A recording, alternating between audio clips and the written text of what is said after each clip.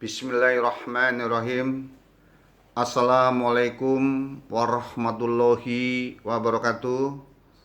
Salam sejahtera untuk kita semua, rekan-rekan mahasiswa dan mahasiswi semester 1 tingkat 1 yang dimuliakan oleh Allah Subhanahu wa taala.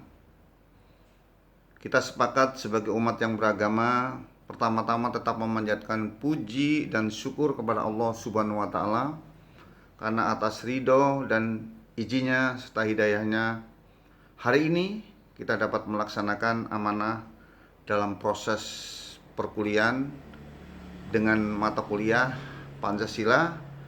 Yang akan dibahas adalah Pancasila sebagai ideologi bangsa. Sholawat dan salam kepada baginda Nabi besar Muhammad Sallallahu Alaihi Wasallam.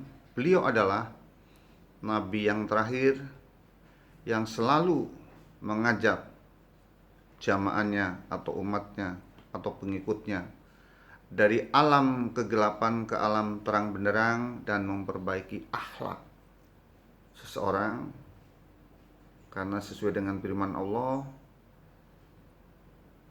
paling cinta kepada hamba-hambanya yang berguna bagi hamba lainnya.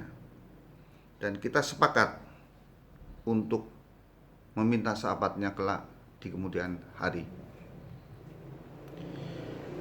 Rekan-rekan, saya hanya mau mengingatkan karena ini musim penghujan, betul-betul rekan-rekan setiap mau bepergian bawalah jas hujan, yang jalan kaki bawa payung ya. Terus sempatkan untuk olahraga karena wabah virus corona pun tidak terhenti-henti, selalu masih dalam pemberitaan yang sangat ya kita was-was, menjadi was-was.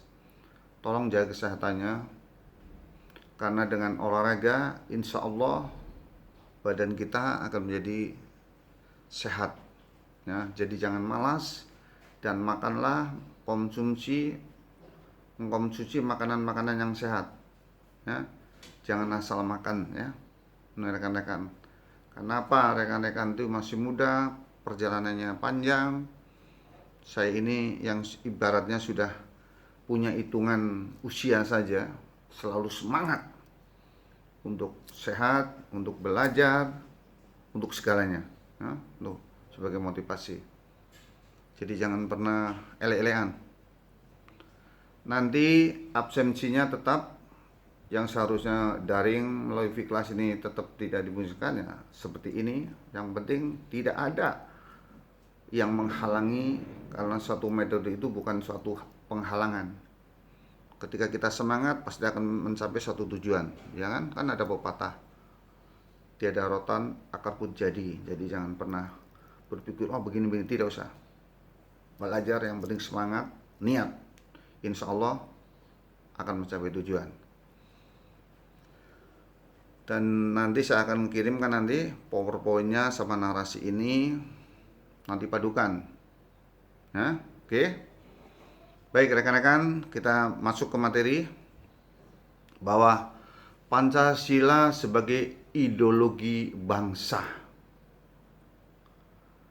Ideologi berasal kata ide, gagasan, wawasan, rencana, planning. Nah, itu tak jelasin lebih jelas lagi. Terus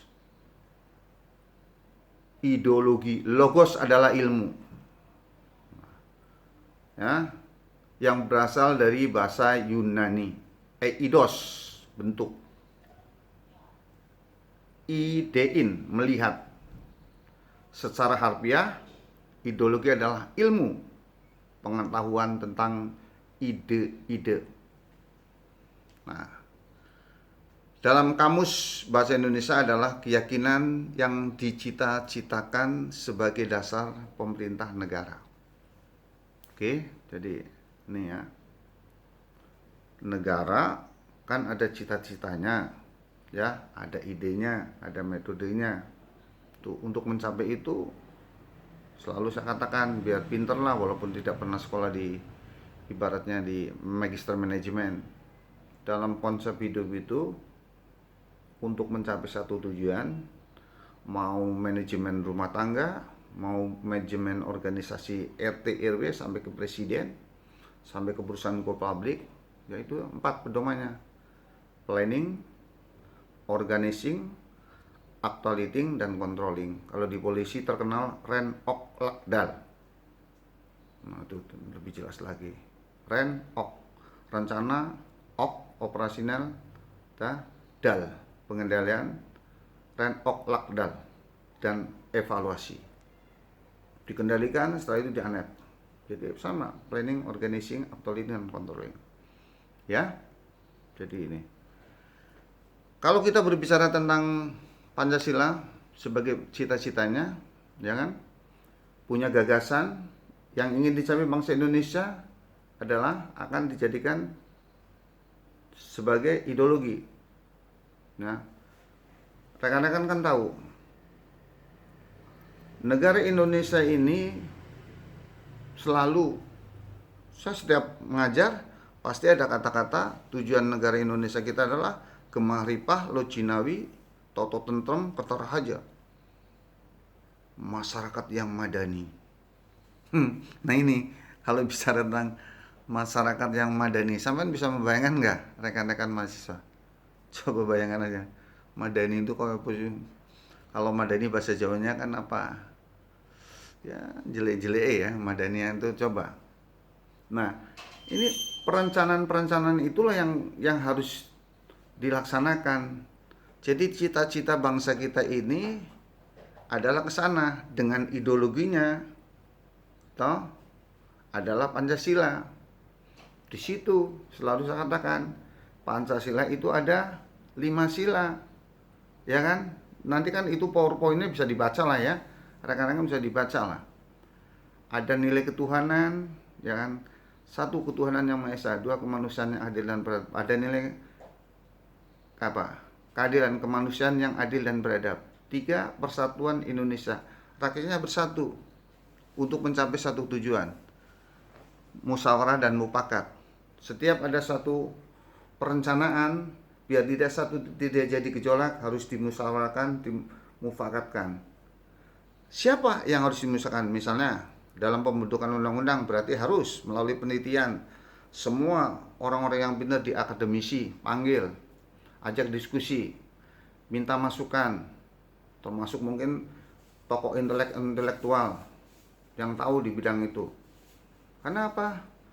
Ketika suatu produk undang-undang, ini saya sintesis kita, ada orang yang tidak menerimakan, terjadi suatu gejolak, berarti ada sesuatu yang trouble. Nah, kalau kita bijak untuk mencapai tujuan, karena apa? Coba, keadilan sosial bagi seluruh rakyat Indonesia, pasal yang kelimanya, coba kalau direnungi. Bagi seluruh rakyat Indonesia. Rakyat Indonesia itu harus bagaimana? Pengentasan tentang kemiskinan, pengentasan tentang pendidikan, pengentasan tentang kesehatan, ya, pengentasan tentang di bidang ekonomi, semua kebebasan untuk beragama. Nah ini, jadi bangsa itu, kalau kita berbicara tentang Pancasila sebagai dasar negara, sebagai ideologi, sebagai falsafah, ya kan, sebagai pedoman, sebagai pegangan, pegangan lagi, ya kan, pedomi, dipegang lagi. Setelah itu apa? Sumber dari segala sumber hukum. Coba kalau kita merenungi itu semua, nah nanti kalau PowerPoint-nya silakan rekan-rekan baca. Jadi tujuannya untuk mencapai ke sana, siapa yang harus mengawal? Nah ini, Pancasila diangkat atau diambil dari nilai-nilai adat istiadat. Indonesia ini sudah jelas lambangnya Garuda. Di situ ada Bhinneka Tunggal Ika, bermacam-macam suku, bermacam-macam adat, bermacam-macam bahasa adat, semuanya. Makanya kalau kita dikaitkan lagi bahwa norma di Indonesia pun ada 4: norma agama, norma susila, norma sopan, dan norma hukum. Nah ini baru terakhir baru norma hukum. Karena apa? Pancasila diangkat atau diambil dari nilai-nilai asasi istiadat. Nah tuh, bahan semuanya diangkat dari pandangan hidup masyarakat. Ini secara penjelasan bahwa Pancasila sebagai ideologi ada dua ideologi. Ideologi terbuka dan ideologi yang tertutup. Sing terbuka kaya apa, sing tertutup kaya apa, ya kan? Nih, sing tertutup kaya apa? Nah, yang terbuka merupakan suatu sistem pemikiran terbuka, sedangkan ideologi tertutup merupakan suatu sistem pemikiran tertutup. Iya, kalau memang tertutup ya tertutup, yang terbuka ya terbuka, ya kan? Nah, pemikirannya bagaimana? Jadi begini kalau pandangan pemikiran saya dalam penjelasan. Terbuka itu karena suatu negara itu kan tidak bisa hidup sendiri. Karena namanya globalisasi, perdagangan, ya kan? Politik, ekonomi, ideologi, itu pasti bercampur. Cuman kan setiap negara juga memiliki ideologi dasar negara masing-masing. Walaupun pernah saya jelaskan kemarin kan, dasar ideologi bangsa kita adalah Pancasila. Ada satu kekuatan besar di dunia ini, Leninisme, ya kan, komunisme, sosialisme. Kalau dalamnya ada liberal, kapitalis, ya kan, macam-macam. Nah, apakah dengan macam-macam kekuatan besar di muka bumi ini terus dapat mempengaruhi Pancasila? Kalau menurut saya, no, harusnya tidak. Karena apa? Pancasila digali sejak zaman raja-raja. Terus berjalannya waktu oleh pahlawan nasional. Berjalannya waktu oleh pahlawan revolusi. Perjalanannya waktu berapa pentahapan itu setelah merdeka Indonesia ini. Ada zaman Orde Lama, ada zaman Orde Baru, ada zaman reformasi. Setiap pemimpin selalu membahas, artinya bukan membahas, setiap pemimpin dalam hal menjalankan konstitusinya, pemerintahannya selalu berpegang teguh kepada dasar negara adalah Pancasila yang tadi saya sebutkan tadi. Ya, untuk mencapai masyarakat yang tadi Gemaripah Lojinawi yang madani itu. Oke ya. Nah, dengan prinsip ideologi ini, walaupun ibaratnya lah sosialis, komunis, marxisme, leninisme, kapitalis, sosialis, mungkin dia hebat-hebat dalam segalanya. Tapi kan tata cara untuk menjadikan suatu ideologi, Indonesia beda sekali. Banyak istiadat, banyak suku, banyak agama, banyak bahasa, kayak berapa ribu, 13.000 pulau, ya kan? Jadi coba rekan-rekan pahami betul. Kalau saya menjelaskan ini PowerPoint-nya ini ada 21 lembar. Wah, jadi intinya rekan-rekan harus menjelaskan ini. Yang namanya ideologi itu kan merupakan bagian dari satu cita-cita perencanaan kita. Nah, sekarang pesannya bagaimana? Sekarang terus ideologi terbuka, berubah, berinteraksi dengan perkembangan zaman. Sistem pemikiran ideologi tertutup bersifat tidak menerima perubahan. Artinya Pancasila sebagai ideologi terbuka merupakan suatu kebutuhan konseptual. Sekarang ya, ini pandangan ya, pandangan. Saya bukan bertentangan dengan maksudnya dengan tertutup, dengan satu terbuka, terus kita harus menerima satu perubahan. Artinya begini, kita dengan terbuka menerima suatu perubahan. Satu contoh yang gampang aja, pemahaman yang gampang nih ya. Misalnya tentang dunia etik. Salah satunya adalah hampir semua warga negara Indonesia sekarang menggunakan HP. HP itu ada dua fungsi, ya kan? Bisa untuk sebagai alat komunikasi, bisa untuk sebagai alat pembelajaran. Tapi kalau digunakan untuk melakukan satu penyimpangan yang membuat moral kita menjadi rusak, apabila konteks HP ini bukan digunakan kepada jalur-jalur yang positif, artinya membangun kepentingan negara. Sekarang ini nih tentang HP. Misalnya ada, saya pikir penyanyi Korea Selatan, ya kan, dengan gayanya apa, selebris apapun, saya nggak begitu memperhatikan. Terus anak-anak muda kita ini karena dengan ketenarannya dia, kehebatannya dia, keasikannya dia, ketenaran lah yang diutamakan, ketenarannya. Terus kita ingin. Padahal kalau kita lihat, coba dilihat, itu grup yang tadi saya sebut, sosoknya itu benar-benar, misalnya kalau lelaki benar-benar lelaki, kalau perempuan benar-benar perempuan. Coba. Nah ini. Jadi kita jangan, walaupun kita terbuka, jangan serta-merta cuman hanya melihat konteksnya. Jangan melihat konteks keberhasilannya dia.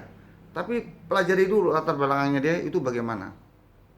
Nah ini jangan sampai keblinger. Karena apa? Ideologi kita ada Tuhan. Itu loh.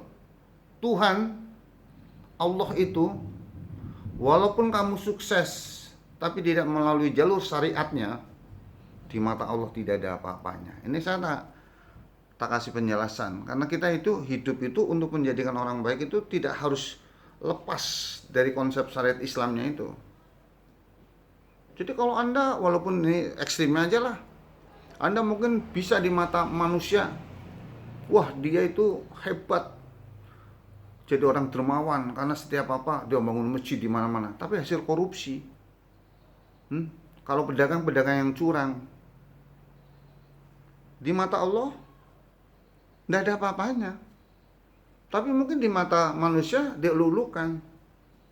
Nah sekarang pertanyaannya, kamu itu setelah mati, termasuk saya, yang punya surga neraka itu siapa? Kan Allah. Itu pun harus atas ridhonya. Itu pun harus ada syafaat pembelaan dari Rasulullah. Nah ini, jadi bedakan betul. Jangan berpikir ya mohon maaf, saya ini ibaratnya karena Pancasila itu kan pesan moral ini yang harus diutamakan. Orang boleh sukses dengan cara apa saja boleh, silakan. Tapi apakah itu yang diharapkan?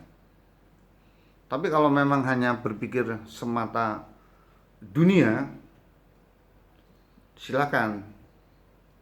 Betul loh. Jadi dalam hal ini sistem keterbukaan dalam suatu negara pun itu. Tapi kalau kita tadi dalam artian sempit, jangan pernah, saya pesan ini, jangan pernah tetap kita terima semua transformasi apa saja, mau ilmu di bidang iptek, di bidang ekonomi, di bidang ideologi, apa semua. Tapi yang penting saya tidak akan berkelibat dan saya tidak akan mengikuti apa yang menjadi pemikiran dia walaupun dia sukses. Kasarnya begitu. Jadi kita jangan terlalu terlena mengagung-agungkan sesuatu yang berhasil menurut kacamata manusia, tapi dengan cara-cara yang tidak diridhoi oleh Allah Subhanahu wa taala. Ini pesan saya. Ya, ini pesan tadi ya. Terus keterbukaan Pancasila dibuktikan dengan keterbukaan dalam menerima budaya asing masuk ke Indonesia. Selama budaya asing itu tidak melanggar nilai-nilai yang terkandung. Nah, ini. Artinya itu. Itu kan bahasa tekstualnya. Tadi yang saya jelaskan. Ini yang bisa melakukan ini, ya. Melanggar nilai-nilai yang terkandung dalam 5 sila. Itu kan tulisan. Tapi yang jelas kalau setiap apa-apa itu larinya kepada person. Karena hidup itu yang bertanggung jawab, mau dikatakan baik mau dikatakan buruk itu bukan siapa-siapa. Ya kalau dalam bahasa kan ketika kita berbuat satu dosa, yaitu nafsi-nafsi kan, pertanggungjawabannya pada diri sendiri. Itu loh. Segudang teorimu, sepandai apapun, ketika Anda tidak memikirkan moralitas yang bermartabat, pasti akan begitu. Jadi nanti rekan-rekan, dari 21 PowerPoint lembaran itu tadi saya jelaskan pada intinya bahwa ideologi itu bukan bagian, memang cita-cita negara. Tujuan negara ini selalu ingin mensejahterakan rakyatnya gemaripah lojinawi, ya kan? Toto tentem ketara harja, atau masyarakat yang madani. Tentunya peranan rekan-rekan mahasiswa termasuk peranan saya akan memberikan wanti-wanti, pesan moral, memberi motivasi. Rekan-rekan harus pandai, harus rajin belajar, harus taat kepada orang tua, jangan menyusahkan. Kalau ada suatu kegiatan yang sifatnya positif untuk membangun desanya, kecamatannya, kasarannya, harus ikut berpartisipasi. Karena yang jelas dalam konsep hidup ini, semua ya akan menjadi baik ketika diri kita menyadari. Kalau dalam konsep polisi itu ada, selalu saya ingatkan ini, community policing. Jadi jadikanlah dirimu untuk menjadi polisi untuk dirinya sendiri. Oke? Kalau itu sudah ditanamkan dalam prinsip hidupmu, insya Allah kamu menjadi orang sukses. Semua. Nah, ya. Baik, kita nih waktu sudah mungkin habis. Jadi tolong nanti padukan, kalau ada suatu ucapan dan penjelasan saya yang kurang jelas, monggo ditanyakan. Dan kalau ada satu kesalahan, ya namanya Pak Carto ya, tidak sempurna, secara pribadi mohon maaf. Tapi kalau ada satu nilai kebaikan, nah dan keberkahan, semua itu milik Allah. Selamat belajar dan semoga Allah memberikan kemudahan untuk rekan-rekan semua. Salam keluarga, walaupun tidak ketemu lagi, jaga kesehatannya karena kesehatan adalah mahal dan kesehatan adalah paling utama. Terima kasih. Wassalamualaikum warahmatullahi wabarakatuh.